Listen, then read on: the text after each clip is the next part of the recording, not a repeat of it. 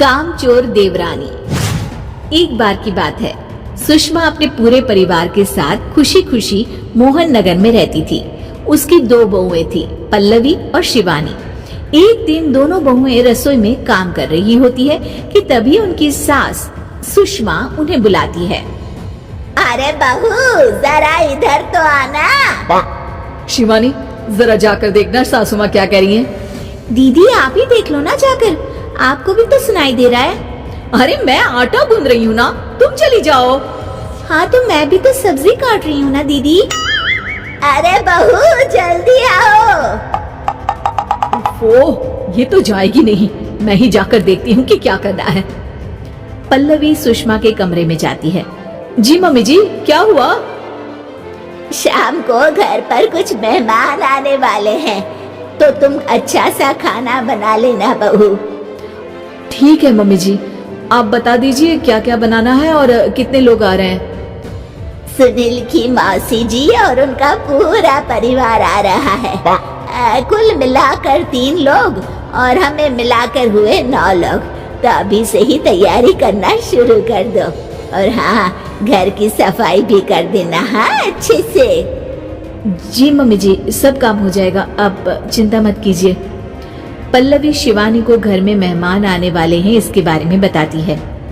क्या 9 लोगों का खाना बनाना होगा, घर की सफाई करनी है? बाप रे, सासू माँ ने तो हमें घर की नौकरानी ही समझ कर रखा है।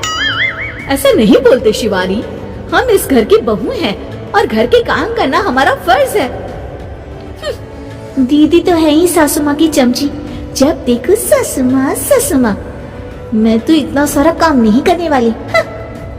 शिवानी कपड़े लेकर गमला साफ कर रही होती है और चक्कर आने का नाटक करने लगती है। मेरा सर चकरा रहा है। तभी वहाँ पल्लवी और सासू माँ जाते हैं। अरे बहू, क्या हो गया तुम्हें? मम्मी जी, बहुत तेज सर में दर्द हो रहा है। तुम एक काम करो शिवानी, आराम कर लो। नहीं नहीं दीदी, घर में मेहमान आने वाले हैं, मुझे आपकी मदद करनी चाहिए। अरे कोई बात नहीं शिवानी, तुम आराम कर लो, मैं सब काम कर लूंगी। ठीक है दीदी, अगर आप इतना कह रही हैं तो आराम कर लेती हूँ। शिवानी आराम से अपने कमरे में मैगजीन पढ़ रही होती है। इसे कहते हैं आराम की जिंदगी। इतना सारा काम।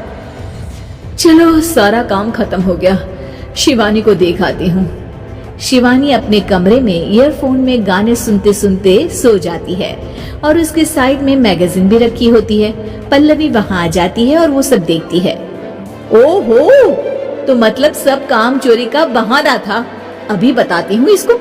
घर का सारा काम मुझे करना पड़ा और ये महारानी यहाँ मैगजीन पढ़ रही है, गाने सुन रही है।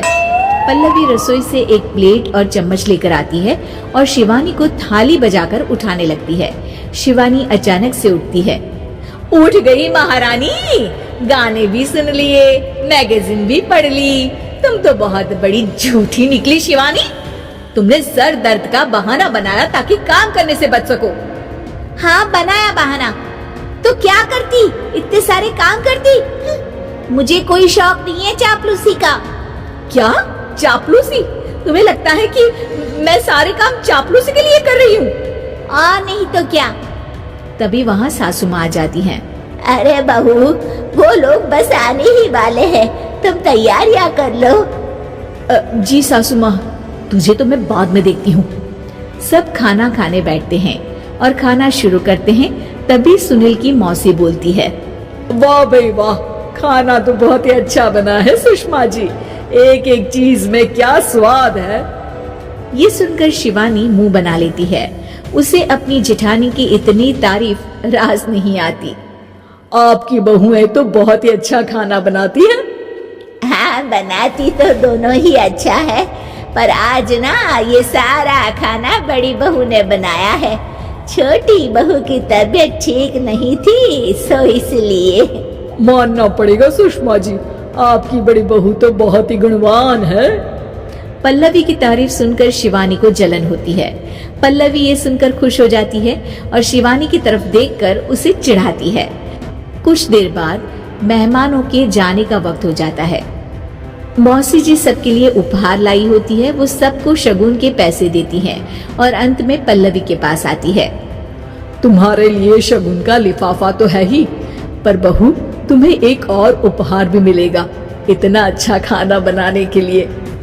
मौसी अपने सोने के कंगन निकालकर पल्लवी को पहना देती है। ये लो, ये मेरे मनपसंद कंगन है, अब से ये तुम्हारे हुए। धन्यवाद मौसी जी।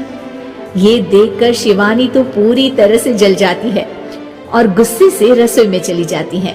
तभी वहाँ पल्लवी आ जाती है और उसे अपने कंगन दिखाने लगती है। देवरानी जी, अब आपका सर दर्द ठीक तो है ना? मुझे लगता है कि अब सर दर्द शुरू हो गया होगा आपका। उम्मीद है कि आपको हमारी ये कहानी पसंद आई होगी। कृपया हमारे चैनल को सब्सक्राइब करें और सभी अपडेट्स के लिए बेल आइकन जरूर क्लिक करें। और हाँ, वीडियो लाइक और शेयर करना मत भूलिएगा। Bye bye.